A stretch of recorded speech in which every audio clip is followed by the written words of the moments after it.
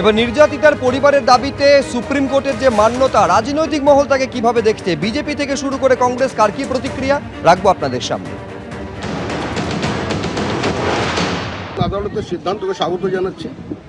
একই সঙ্গে এটাও বলবো যে তাদের বাবা মায়ের যে দাবি তার সঙ্গে আমরা সম্পূর্ণভাবে একমত। কেন এখনো ডেথ সার্টিফিকেট দেওয়া হয়নি? কি প্রথম বলেছিল যেটা আত্মহত্যার ঘটনা? কারা সমস্ত প্রমাণ লোপ করে দিল? কারা প্লেস অফ অকারেন্সকে ধ্বংস করে দিল? একা সঞ্জয়কে শাস্তি দিয়ে তো সমস্ত সমস্যার সমাধান করা যাবে না। সঞ্জয় ছাড়াও আরো অনেক লোক আছে। এই প্রাতিষ্ঠানিক খুনের সঙ্গে যারা যুক্ত, প্রত্যেককে টেনে বার করে আনা হোক এবং প্রত্যেকের শাস্তি হোক। হলে তো খুশি হবো আমরা। সারা বাংলার মানুষ দেখতে চাইছে, সারা বাংলার মানুষ দেখতে চাইছে তদন্তের গতি প্রকৃতি। কারণ তদন্ত এখানে ধামাচাপা দেওয়া হয়েছে, অপরাধীদের রক্ষা করা হয়েছে। নাম নিয়ে চলে এলো অপরাজিতা বিল, সব ধর্ষকদের শাস্তি দিচ্ছে। অপরাজিতা বিল আনার পর পশ্চিমবঙ্গে প্রচুর ধর্ষণ হচ্ছে, চলছে ধর্ষণ আর খুন, কোথাও কোনো শাস্তির গল্প নেই। সব লোক দেখানো, মানুষকে চোখে ধুলে দেওয়া, মানুষকে ধাপ্পা দেওয়া, মানুষকে বোকা বানানোর এই প্রচেষ্টা বাংলার তৃণমূল নেত্রী করেই চলেছে। আরজিকর মেডিকেল কলেজ হাসপাতালে চিকিৎসকের ধর্ষণ এবং খুনের ঘটনায় নতুন করে সিবিআই তদন্তের আবেদন এবার কলকাতা হাইকোর্টেই তার শুনানি হবে, স্পষ্ট জানিয়ে দিল আজকে সর্বোচ্চ আদালত। মহামান্য প্রধান বিচারপতির বেঞ্চ আজকে স্পষ্ট জানিয়ে দিয়েছে, যে আবেদন অভয়ার মা বাবা করেছিলেন সেই আবেদনেই মান্যতা দেওয়া হলো। বিচারপতি তীর্থঙ্কর ঘোষের সিঙ্গল বেঞ্চেই হবে শুনানি। চিকিৎসকের মা বাবার আবেদনকে মান্যতা দিয়ে জানিয়ে দিল সুপ্রিম কোর্ট।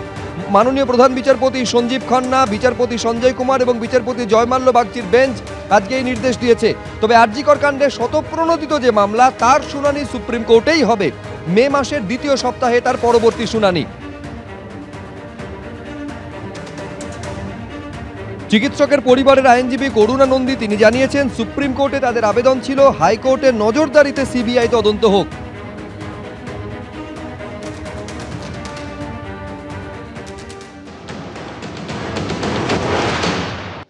আজকে সুপ্রিম কোর্ট প্যারেন্টসদের প্লিটা গ্রান্ট করে দিলেন আর বললেন যে হাইকোর্ট এই ম্যাটারটা ফার্দার ইনভেস্টিগেশন আর সিবিআইর ইনভেস্টিগেশন আর সাপ্লিমেন্টারি চার্জশিটটা সুপারভাইজ করতে পারেন। এটা খুব ইম্পর্ট্যান্ট, কেন কি এই শুধু আইসোলেটেড কথা নয়, এই শুধু আইসোলেটেড ক্রাইম একদম নয়।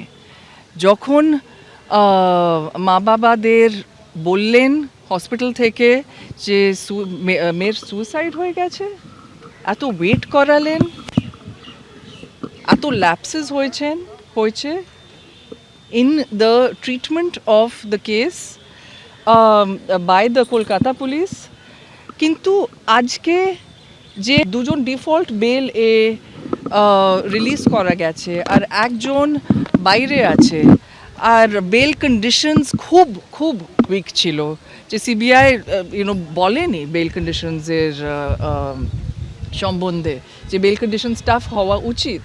যখন ডিস্ট্রাকশন অফ এভিডেন্স এর চার্জ হয়েছে, আর ডিস্ট্রাকশন অফ এভিডেন্সের চার্জ হয়েছে, আর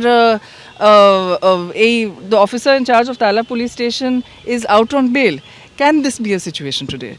So today the parents are looking to the court and looking to the CBI to bring justice, and to bring justice fast.